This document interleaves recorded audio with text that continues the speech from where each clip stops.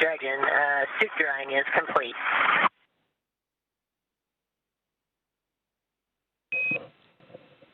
And Dragon, we copy on the big loop, suit drying complete. Pandiarajan சர்வதேச விண்வெளி நிலையத்தில் சுபான்ஷு சுக்லா உட்பட 4 வீரர்கள் 2 வாரங்கள் தங்கி 60 வகையான ஆய்வுகள் மேற்கொள்ள உள்ளனர். இது குறித்தான கூடுதல் விவரங்களை தொடர்ந்து பதிவு செய்யலாம். சர்வதேச விண்வெளி ஆராய்ச்சி நிலையத்தை தற்போது 4 விண்வெளி வீரர்கள் சென்றிருக்கிறார்கள். அதில் முதல் முறையாக சர்வதேச விண்வெளி ஆராய்ச்சி மையத்திற்கு சென்ற இந்தியர் என்கின்ற பெருமையை சுபான்ஷு சுக்லா பெற்றிருக்கிறார். குறிப்பாக இந்த இந்தியா சார்பிலும் மொத்தமாக சேர்த்து ஒரு 60 ஆய்வுகள் அங்கே மேற்கொள்ளப்பட்டிருப்பதாக சொல்லப்பட்டிருக்கிறது. இந்தியாவை பொறுத்த வரைக்கும் 2019ஆம் ஆண்டு சுபான்ஷு சுக்லாவை இந்திய விண்வெளி வீரராக தேர்வு செய்கிறார்கள். அவர்களுடைய நோக்கம் என்பது ககன்யான் திட்டத்திற்கு விண்வெளிக்கு மனிதர்களை அனுப்புவதற்கான ஒரு திட்டம் இருக்கிறது. இந்தியாவிற்கு விண்வெளிக்கு மனிதர்களை அனுப்புவதற்காக ஒரு நபரை தேர்ந்தெடுக்கிறார்கள். அந்த முதல் இந்திய விண்வெளி வீரராக சுபான்ஷு சுக்லா தேர்வு செய்யப்படுகிறார். அவர் ககன்யான் திட்டத்திற்கு தயார் செய்யப்படுவதற்கு ஏதுவாக தற்பொழுது விண்வெளி ஆராய்ச்சி நிலையத்திற்கு அவர் அனுப்பப்பட்டிருக்கிறார். அதாவது மிதந்து கொண்டிருக்கும் ஒரு சிறிய ஒரு வீடு அப்படி அது போலதான் சொல்ல வேண்டும். அதனை குறிப்பாக இங்கிருந்து அவர் பல்வேறு வகையான ஆய்வுகளை மேற்கொள்ள இருக்கிறார். இந்தியாவின் சார்பிலே அவர் சென்றதற்கான காரணங்கள் பல்வேறு சொல்லப்பட்டிருக்கிறது. குறிப்பாக நுண்ணுயிர் வளர்ச்சி, மைக்ரோவேவ் குரோத் ஸ்டடி என்று சொல்கிறார்கள். அது ஐஐடி மும்பை மாணவர்களுடைய ஆராய்ச்சி. அவர்கள் அந்த ஆராய்ச்சி அவர் இங்கே மேலே சென்று செய்ய இருக்கிறார். எடையின்மை சூழலில் நுண்ணுயிர்கள் எப்படி வளர்கின்றன என்பதை ஆராய்ச்சி செய்வதற்காக அவர் இங்கே மேலே சென்றிருப்பதாக சொல்லப்பட்டிருக்கிறது. இது விண்வெளி மருத்துவம் மற்றும் மருந்து கண்டுபிடிப்புக்காக முக்கியமாக பயனுள்ளதாக இருக்கும் என சொல்லப்பட்டிருக்கிறது. குறிப்பாக விண்வெளிக்கு சென்றிருந்தோம்னால் நம்மளுடைய எடை என்பது மிக மிக குறைவாக இருக்கும். நம்மளுடைய கிராவிட்டி அங்கே ஈர்ப்பு எதுவுமே இருக்காது. அதன் காரணமாக எடை இல்லாத சூழலில் பாக்டீரியாவினோட வளர்ச்சி எவ்வாறு இருக்கும் என்பது குறித்து ஒரு ஆய்வுகளை மேற்கொள்ள இருக்கிறார். மேலும் உலர் உணவின் பாதுகாப்பு என்பது குறித்தும் அவர் இந்த ஆய்வை மேற்கொள்ள இருக்கிறார். சுபான்ஷு சுக்லா திட்டத்திற்கான முக்கிய நோக்கங்கள் ஒரு 6 நோக்கங்கள் சொல்லப்பட்டிருக்கிறது. இந்தியா சொந்தமாக ஒரு விண்வெளி பயணத்தை மனிதர்களை அனுப்புவதற்கான ஒரு திட்டத்தை மேற்கொள்ளும் பொழுது அதில் அனுபவமிக்க ஒருவர் இருக்க வேண்டும். அந்த ஒருவர் தான் சுபான்ஷு சுக்லா. 2027ஆம் ஆண்டு ககன்யான் திட்டத்தின் மூலமாக விண்வெளிக்கு சென்றிருக்கிறார். அவருக்கு இந்த விண்வெளி ஆராய்ச்சி மையத்தில் அந்த அனுபவங்கள் மிகவும் பயனுள்ளதாக இருக்கும். ஆனால் அங்கு அவர் பல்வேறு சோதனைகளை மேற்கொள்ள வேண்டும். இந்திய உணவுகள் அங்கே மேலே அவருக்கு எவ்வாறு பயன்பட போகிறது, இந்திய உணவுகளை அங்கே பயன்படுத்த முடியுமா, அதை எடுத்துக்கொண்டால் என்ன மாதிரியான உபாதைகள் ஏற்படும் என்பது குறித்தெல்லாம் அவர் ஆய்வு மேற்கொள்ள இருக்கிறார். விண்வெளியில் பருப்பு, சாதம் போன்ற உலர் உணவுகள் எப்படி பாதுகாக்கப்படுகின்றன என்பதனை சோதனை செய்ய இருப்பதாகவும் ஒரு தகவல் சொல்லப்பட்டிருக்கிறது.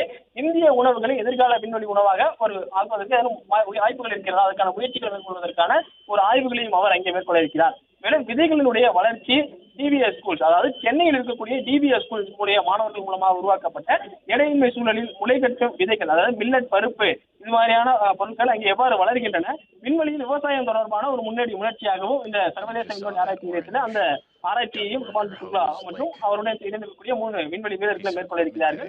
அதிர்வு பிழைப்பு என்று சொல்கிறார்கள். அதாவது வைப்ரேஷன் ஏற்படுகின்ற பொழுது அந்த அவர்கள் இருக்கக்கூடிய ஸ்பேஸ் ஸ்டேஷன் மற்றும் விண்கலன்களாக இருக்கட்டும், அதில் அதிர்வுகள் ஏற்படும் பொழுது எவ்வாறு பிழைப்பது என்பது தொடர்பான சாதனங்கள், அதிர்வுகளை தாங்கி உள்ளே அந்த அதிர்வுகளை கடத்தாத இருக்கக்கூடிய சாதனங்களை சென்னை விஐடி பல்கலைக்கழகத்தை சேர்ந்த மாணவர்கள் உருவாக்கியிருக்கிறார். ராக்கெட் மற்றும் விண்வெளி நிலையத்தில் ஏற்படும் அதிர்வுகளை சமநிலையில் வைக்கக்கூடிய மெட்டீரியல் குறித்த சோதனையும் அங்கே அவர் மேற்கொள்ள இருக்கிறார். இந்த பரிசோதனை மூலமாக மாணவர்களுடைய பங்கு நேரடியாக இருக்க வேண்டும் என்பதுதான் முக்கியமாக காரணமாக சொல்லப்படுகிறது. இஸ்ரோவினுடைய பங்கு என்பது நாடு முழுவதும் இருக்கக்கூடிய பள்ளிகள் இருக்கக்கூடிய யங் ஐடியாஸை எடுத்து அவருடைய யோசனைகளை எடுத்து அவற்றில் இருக்கக்கூடிய சோதனைகள் மூலமாக அவற்றை விண்வெளிக்கு சிறு சிறு செயற்கைக்கோள் அனுப்புவது உள்ளிட்ட பல்வேறு திட்டங்களை மேற்கொண்டிருந்தார்கள். ஆனால் தற்போது முதன்முறையாக சர்வதேச விண்வெளி ஆராய்ச்சி மையத்தில் மாணவர்களுடைய பங்கு, கல்லூரிகளில் இருந்து பள்ளிகளில் இருந்து மாணவர்களுடைய யோசனைகள் உள்ளிட்ட பல்வேறு சோதனைகளை இங்கே விண்வெளி வீரர் சுபான்ஷு சுக்லா மேற்கொள்ள இருக்கிறார்.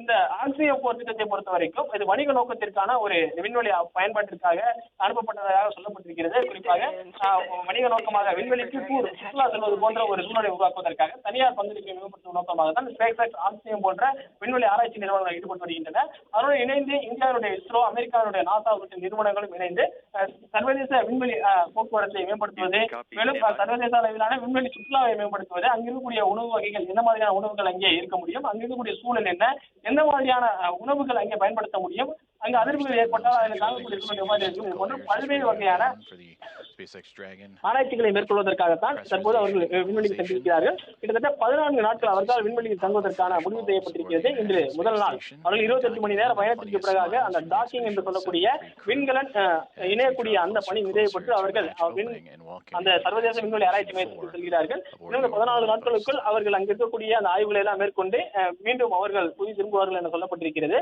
மேலும் இந்தியாவை பொறுத்த வரைக்கும் இருக்கும் ககன்யான் திட்டத்திற்கான முக்கிய முன்னோடியாக ஒருவரை தற்போது விண்வெளி ஆராய்ச்சி நிலையத்தில் அனுப்பியிருக்கிறார்கள்.